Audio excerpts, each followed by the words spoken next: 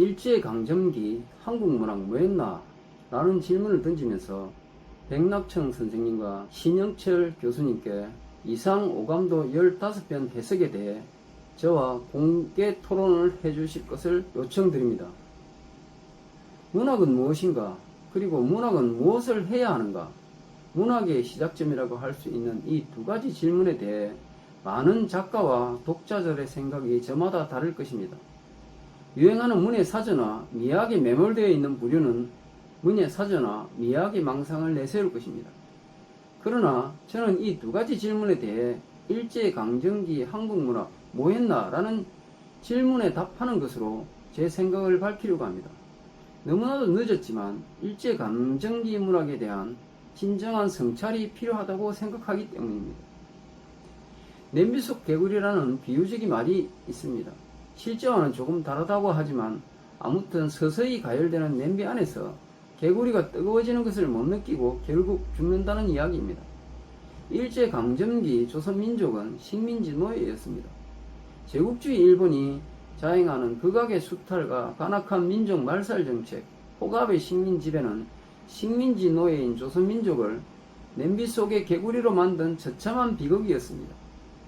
그래서 수많은 조선민족이 제국주의 일본 폭압의 수탈과 식민지배를 피해 만주로, 연해주로 난민이 되어 이주하기도 했습니다. 이러한 일제강점기 냄비 속 개구리로 전락한 조선민족에게 문학은 무엇이고 또 문학은 무엇을 해야 하는가? 라는 근원적인 질문을 문학하는 조선민족이라면 스스로 묻고 답하는 것이 온당한 문학적 자세가 아니었을까 생각합니다. 더구나 제국주의 일본은 그 어떤 제국주의 국가보다 악랄하게 비지배 민족 말살을 시도했습니다. 조선어 사용금지, 일본어 교육, 한국신민화, 신사참배, 식민사관, 일본군 위안부 동원, 장시개명 등 극악의 민족 말살 정책으로 식민지 노예인 조선민족은 말과 글마저 잃어버리고 수천 년 이어져 오던 민족이 지어져 버릴 암흑의 위기에 굴러떨어져 있었습니다. 그때 우리 문학은 무엇을 해야 했는가? 이 질문에 가장 격렬하게 대답한 시인이 이상이고 김소월입니다. 이상은 오감도와 소설 날개로 1인 전쟁의 시와 소설을 남겼습니다. 1932년의 사건을 중심으로 1910년 강제 한일합방부터 1919년 3.1운동, 1931년 만주사변과 민족분열, 그리고 3.1운동 이후 부임한 조선총독 사이토 마코토의 13년에 걸친 민족분열 정책과 민족말살 정책에 격렬하게 저항하면서 1인 전쟁의 시를 남겼습니다. 그리고 이상은 소설 날개에서 제국주의 일본 군국주의를 조롱하면서 멸망할 것이 뻔한 헛된 짓거리라는 조롱과 함께 조선민족에게 각성하라고 소리치면서 해방과 독립으로 나아가자고 절구합니다.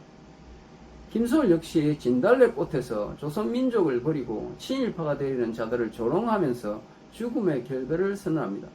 또한 시 초원에서 제국주의 일본에 빼앗긴 나라를 다시 되찾을 때까지 망부석이 되더라도 식민지배에 순응하지 않겠다고 통곡합니다. 이것이 앞서 두 가지 질문에 대한 이상과 김소월의 대답이고 저 역시 이것이 문학이라고 생각합니다. 이런 시와 소설, 시인과 소설가를 망상에 불과한 문예사조와 미학으로 왜곡하고 암장한 한국문학 100년은 비극의 코미디가 아니라고 할 수 없습니다.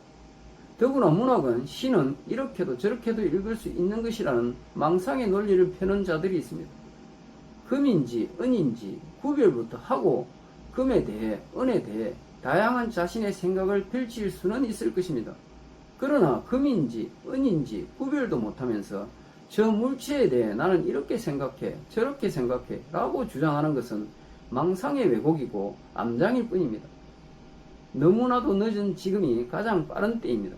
한국문학 100년 카르텔은 반드시 일제강점기 문학가 이상과 김소월과 우리 민족에게 사과해야 합니다.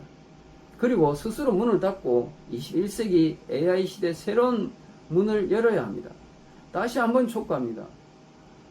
백낙천 선생님과 신영철 교수는 이상의 오감도 15편 해석에 대해 저와 공개 토론할 것을 다시 한번 부탁드립니다.